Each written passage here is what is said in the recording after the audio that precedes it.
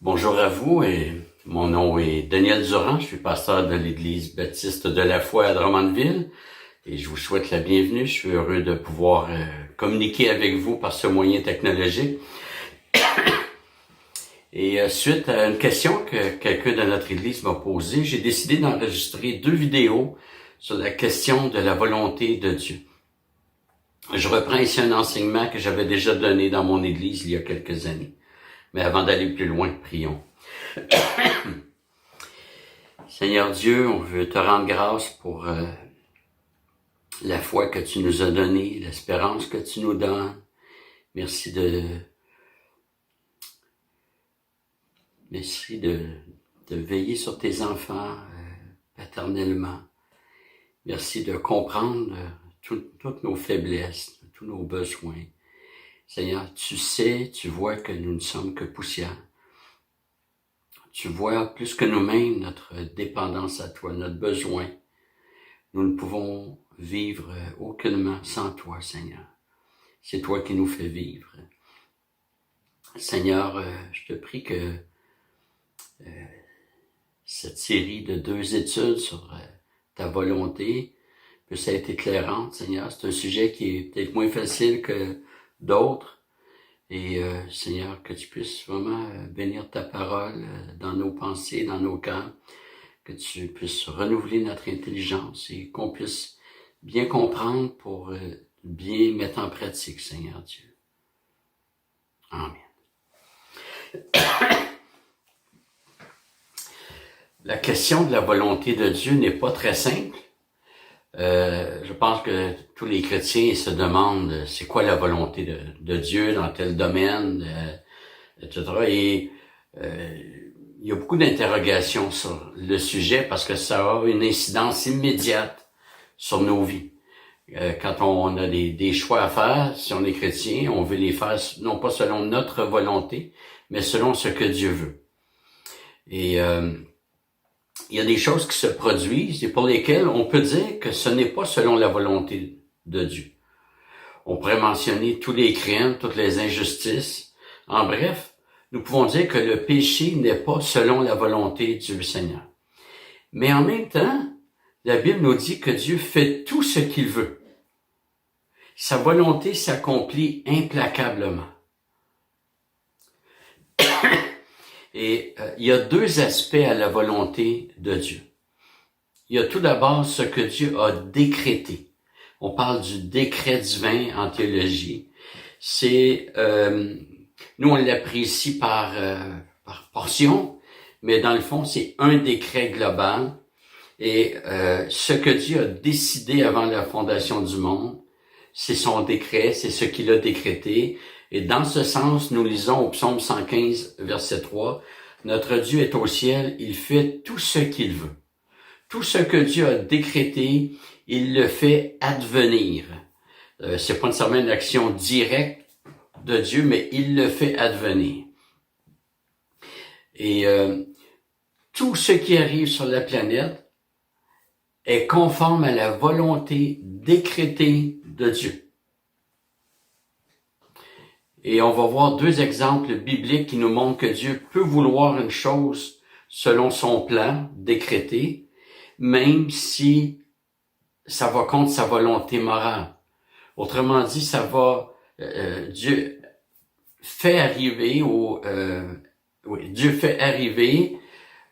tout ce qui est conforme à sa volonté décrétée. Mais même s'il y a des choses qui sont contre sa volonté morale. On va voir un premier exemple et je vous invite à tourner dans votre Bible en Ésaïe 10. Donc, Ésaïe chapitre 10.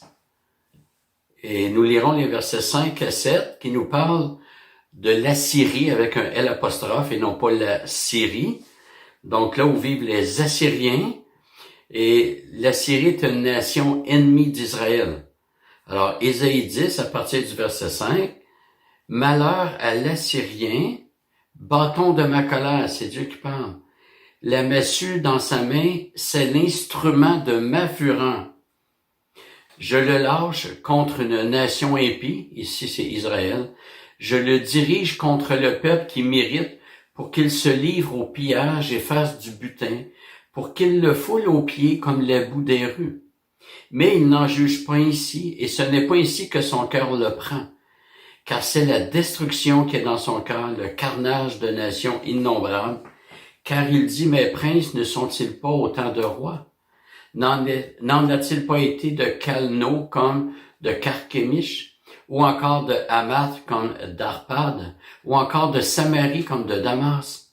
De même que ma main a su trouver les royaumes des faux dieux, dont les statues dépassaient celles de Jérusalem et de Samarie, ce que j'ai fait à Samarie et à ses faux dieux, ne le ferai-je pas à Jérusalem et à ses images? Mais alors, quand le Seigneur aura accompli toute son œuvre sur la montagne de Sion et à Jérusalem, je punirai le roi d'Assyrie pour le fruit de son cœur orgueilleux et pour l'arrogance de ses regards hautains. Car il a dit, c'est par la force de ma main que j'y agis, c'est par ma sagesse car je suis intelligent. J'ai bousculé les frontières des peuples, je les ai dépouillés de leurs trésors, et comme un puissant, j'ai fait descendre ceux qui siégeaient. Ces versets nous informent que c'est Dieu qui a envoyé l'Assyrie contre Israël. Et il y a des expressions très fortes au verset 5. L'Assyrien porte le titre de bâton de la colère de Dieu, puis de instrument de la fureur de Dieu. C'est un parallélisme synonymique. Excusez-moi. Donc, deux propositions formulées différemment, mais qui reprennent la même idée. Ce verset nous dit que l'Assyrie est dans la main de Dieu. C'est-à-dire que c'est Dieu qui contrôle l'Assyrie, qui devient un outil, un instrument pour punir Israël. Au verset 6, c'est Dieu qui lâche Israël contre l'Assyrie. Je suis désolé, je me suis trompé. Au verset 6, c'est Dieu qui lâche l'Assyrie contre Israël. Et le verset 11 identifie le peuple puni à Israël. Donc, le plan de Dieu, sa décision souveraine a été d'envoyer l'Assyrie contre Israël afin de punir Israël. Mais la surprise survient au verset 12 que je vous relis. Mais alors, quand le Seigneur aura accompli toute son œuvre sur la montagne de Sion et à Jérusalem, donc c'est là où son peuple réside, je punirai le roi d'Assyrie pour le fruit de son cœur orgueilleux et pour l'arrogance de ses regards hautains. Le Seigneur envoie l'Assyrie contre Israël pour ensuite punir l'Assyrie pour avoir agressé Israël.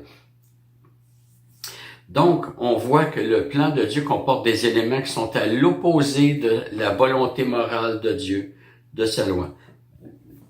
Quand le Seigneur a envoyé l'Assyrie, il a utilisé l'orgueil de l'Assyrie, pour laquelle l'Assyrie n'a aucune excuse. Et Dieu a utilisé cela, la méchanceté assyrienne, pour punir Israël. Mais cette méchanceté que le Seigneur a utilisée est contraire à la loi de Dieu. Donc la volonté décrétée, son plan, comporte des éléments contraires à sa volonté morale.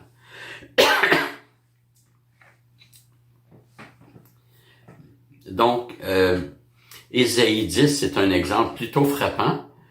Et le deuxième exemple que je vous propose, il est plus connu, c'est la crucifixion de Jésus-Christ.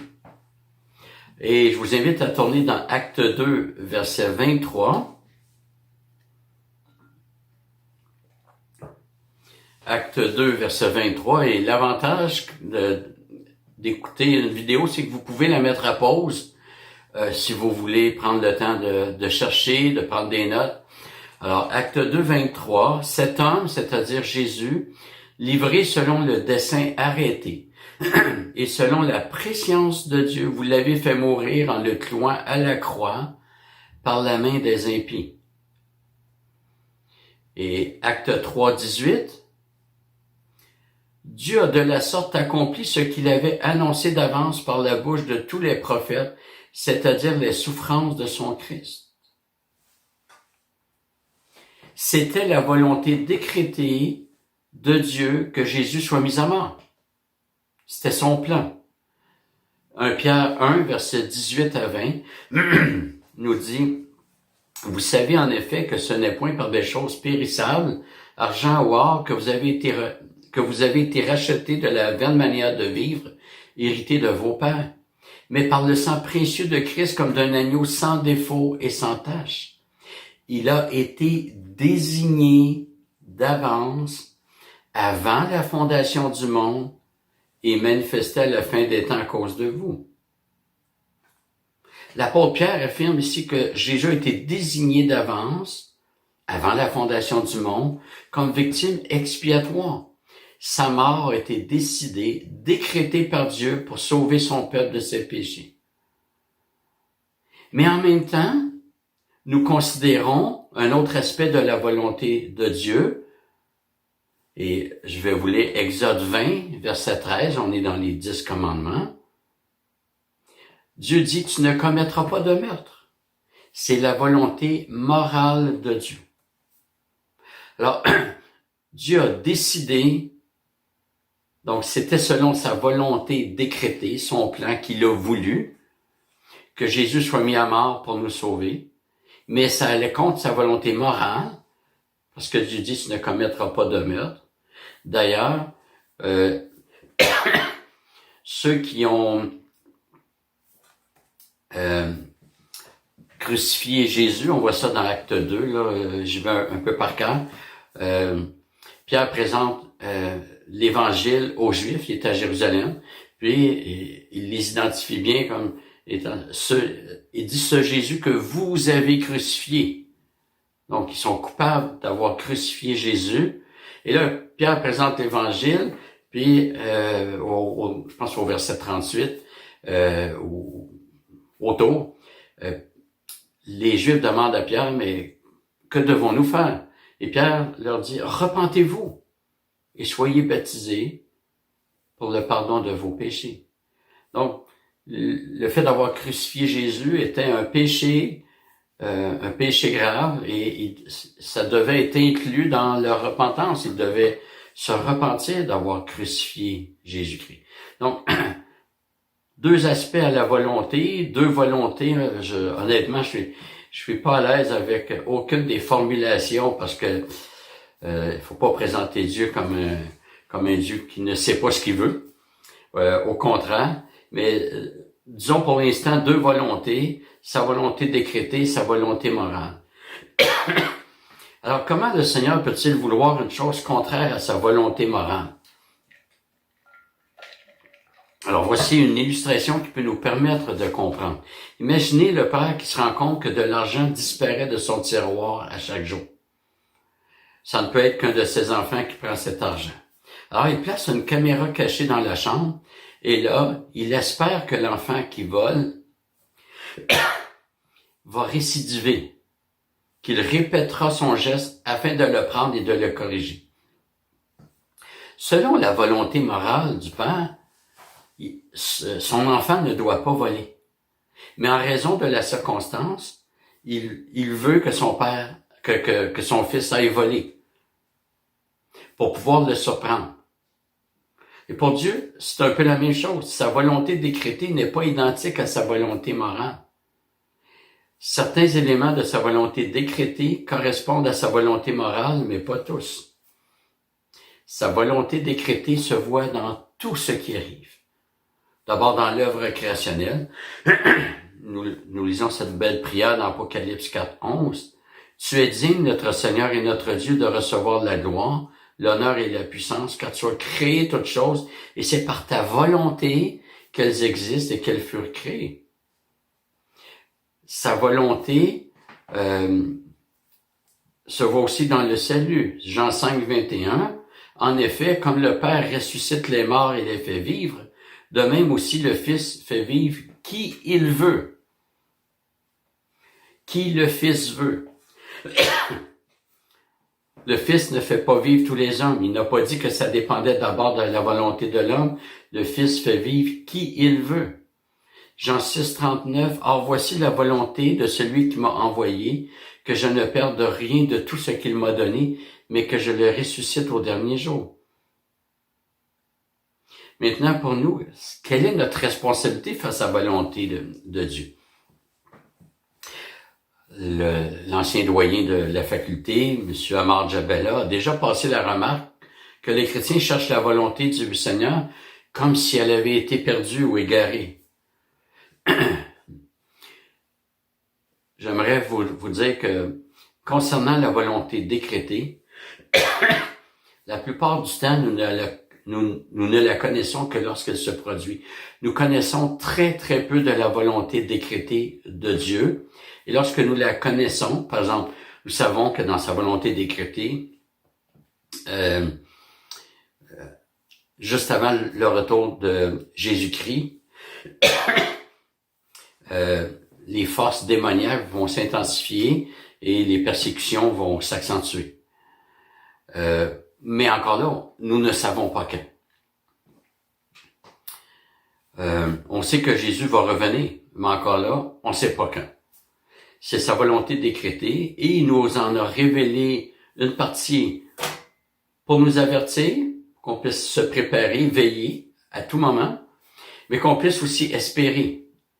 Si on ne savait pas que dans la volonté décrétée de Dieu, il y aurait le retour de Jésus-Christ, la résurrection et tout, notre espérance serait vide, elle serait vaine. Alors, dans notre quotidien, nous ne connaissons pas la volonté décrétée de Dieu.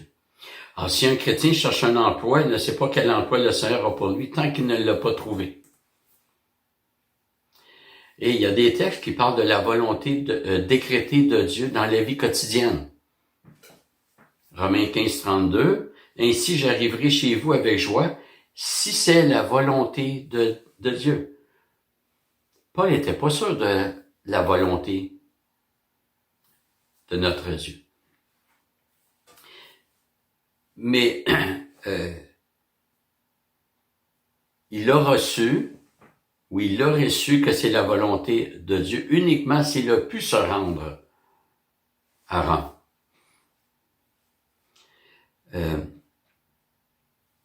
Et nous, quand il est question de notre responsabilité de vivre selon la volonté de Dieu, c'est toujours selon sa volonté morale, sa loi. Et les textes qui parlent de notre responsabilité face à la volonté de Dieu parlent en fait de la volonté morale.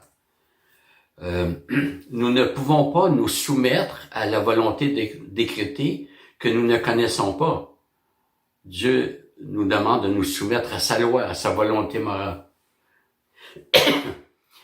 Donc, Matthieu 7, 21, Jésus dit, « Quiconque me dit Seigneur, Seigneur, n'entrera pas forcément dans le royaume des cieux, mais celui-là seul qui fait la volonté de mon Père qui est dans les cieux. » Comment quelqu'un peut-il faire la volonté du Seigneur? C'est uniquement en faisant sa volonté morale. Donc, la volonté morale de Dieu, obéir à sa loi. Matthieu 12, 50, en effet, quiconque fait la volonté de mon Père qui est dans les cieux, celui-là est mon frère et ma sœur et ma mère. Et Jésus a parlé de la volonté de Dieu en lien avec sa loi. Matthieu 21, verset 28 à 31. Qu'en pensez-vous? Un homme avait 2 fils. Il l'adressa au premier et dit, « Mon enfant, va travailler aujourd'hui dans ma vigne. » Il répondit, « Je ne veux pas. » Ensuite, il se repentit et y alla. Il s'adressa alors au second et donna le même ordre, la même volonté morale, une loi. Celui-ci répondit, « Je veux bien, Seigneur, mais il n'y alla pas. » Lequel des deux a fait la volonté du Père?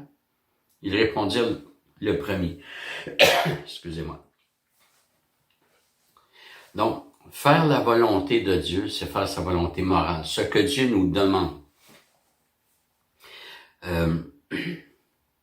Et Paul aussi va placer la volonté de Dieu en parallèle avec la loi de Dieu. Romains 2, 18, « Toi qui connais sa volonté, qui instruit par la loi, c'est discerner ce qui est important. » C'est par la connaissance de la loi que nous pouvons discerner ce qui est important. Comment Paul a-t-il pu dire que les Juifs connaissaient la volonté de Dieu? C'est parce qu'ils étaient instruits par la loi. Ils pouvaient donc discerner ce qui est important. Éphésiens 5, versets 17 et 18.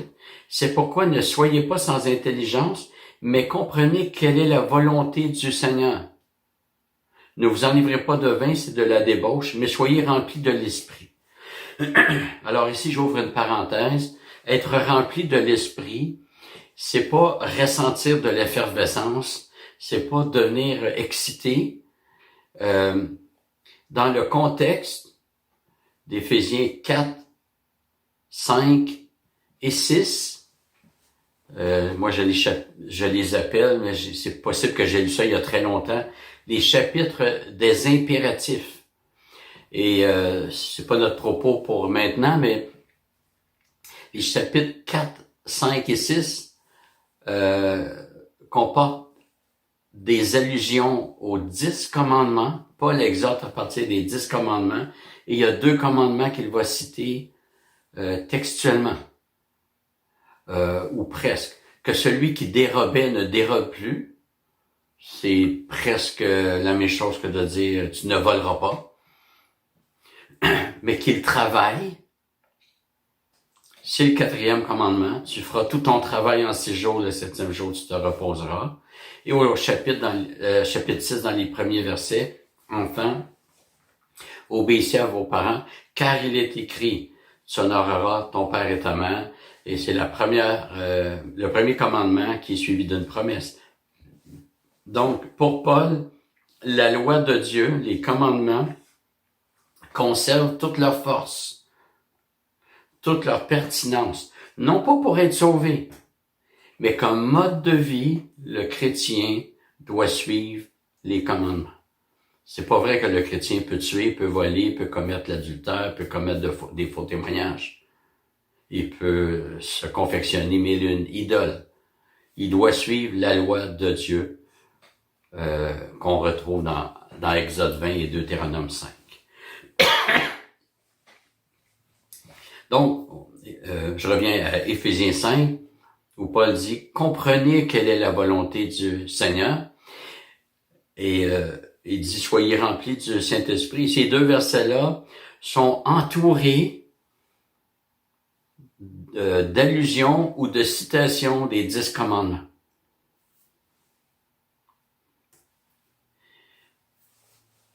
Alors, voilà pour la première partie de la volonté de Dieu. C'est vraiment en se modelant à la loi que le chrétien peut marcher en suivant la volonté de Dieu, non pas en recherchant c'est quoi sa volonté décrétée. On est incapable de faire cela, mais plutôt en obéissant à Dieu, à sa loi. Alors, on va terminer par la prière. Seigneur Dieu, merci de nous avoir révélé ta volonté morale. Nous sommes reconnaissants, Seigneur, parce que nous avons un moyen, une référence pour pouvoir exprimer notre amour, notre obéissance, notre loyauté à toi. Jésus a dit que celui qui m'aime gardera mes commandements. Et Seigneur, donne-nous de connaître de mieux en mieux ta loi, de la mettre en pratique pour t'honorer, Seigneur Dieu. Reconnaissant que ta loi est bonne, sainte, juste et parfaite. Seigneur, donne-nous des cœurs soumis, dociles, non pas par contrainte, mais reconnaissant que c'est la bonne chose pour nous. Un peu comme celui qui est perdu en forêt et qui est retrouvé par le garde forestier. Et lorsque le garde forestier lui dit de le suivre, celui qui est perdu va obéir parce qu'il a confiance, parce qu'il reconnaît qu'il a besoin du garde forestier pour diriger ses pas. Et si le garde forestier dit de prendre tel sentier, même s'il est plus rocailleux, c'est le sentier à prendre parce que l'important, c'est qu'il nous mène à bon port. Seigneur, la même chose pour nous, donne-nous de t'obéir en reconnaissant que c'est toi notre berger, notre guide. Et on ne t'obéit pas pour être sauvé, mais parce que tu nous as sauvés, tu es notre berger. Seigneur, je veux te prier pour différents besoins que nous vivons présentement. Je veux te prier pour nos frères et sœurs qui sont âgés, surtout ceux qui ont 70 ans et plus, et dont le gouvernement Legault a demandé de demeurer à la maison. Seigneur, je veux te prier de les garder, je prie de les sécuriser, Seigneur Dieu. Je te prie de leur donner, d'être soumis, parce que tu nous demandes d'être soumis aux autorités, et que si on est insoumis aux autorités civiles, tu nous dis que c'est à toi qu'on est insoumis. Parce que c'est toi qui as établi les autorités civiles. Alors Seigneur, je veux te prier pour mes frères et sœurs âgés. Je sais que c'est pas facile, mais garde-les à la maison, garde leur cœur et leur pensée en toi. Protège-les du virus, Seigneur Dieu. Seigneur, je veux te prier pour tous les célibataires qui ont des défis particuliers et le confinement ajoute à leurs difficultés, leur solitude. Et Seigneur, donne-nous de nous téléphoner les uns les autres, Seigneur. Ça fait partie de veiller les uns sur les autres. Paul, alors qu'il était en prison, prenait du temps pour écrire. Il aurait voulu être présent, mais il ne regardait pas ce qu'il aurait pu faire s'il avait été libre. Il regardait ce qu'il pouvait faire dans son confinement. Alors, Seigneur, qu'on puisse faire la même chose. Prends soin les uns des autres. Je te prie, Seigneur, que nous recherchions ta volonté comme on l'a vu dans cette situation particulière. Dirige-nous, donne-nous de t'obéir, Seigneur Dieu. Donne-nous ta paix dans ces moments troubles. Donne-nous ta joie dans les consignes qui nous sont imposées, Seigneur Dieu. Et on veut te remercier parce que notre vraie sécurité n'est pas dans la médecine, n'est pas dans la politique, c'est des moyens que tu utilises, mais notre sécurité, elle est en toi et en toi seul. Merci pour Jésus-Christ qui a tout accompli pour le salut de ceux que tu lui as donnés. Merci de son obéissance parfaite durant tout son ministère terrestre. Merci pour sa mort, combien de souffrances, et merci de l'avoir ressuscité, ramené à la vie, de l'avoir élevé, de l'avoir fait asseoir sur le trône. Merci parce qu'il règne au siècle des siècles et son trône n'aura pas de fin. Merci pour son sacerdoce présent, il est notre souverain sacrificateur, il intercède pour chacun de tes enfants. Il tient tout, il conduit tout à la perfection, il soutient toutes choses comme Hébreux 1 dit, et il conduit toutes choses à sa finalité. Quel sauveur nous avons, nous voulons adorer notre grand Dieu, notre roi. Sois béni, Seigneur Dieu. Amen. Voilà, chers frères et sœurs, voilà, chers amis, alors bientôt la deuxième vidéo va être sur notre site, donc ce sera la suite et la dernière de cette courte série. Que le Seigneur vous bénisse, qu'il vous garde précieusement. Au revoir.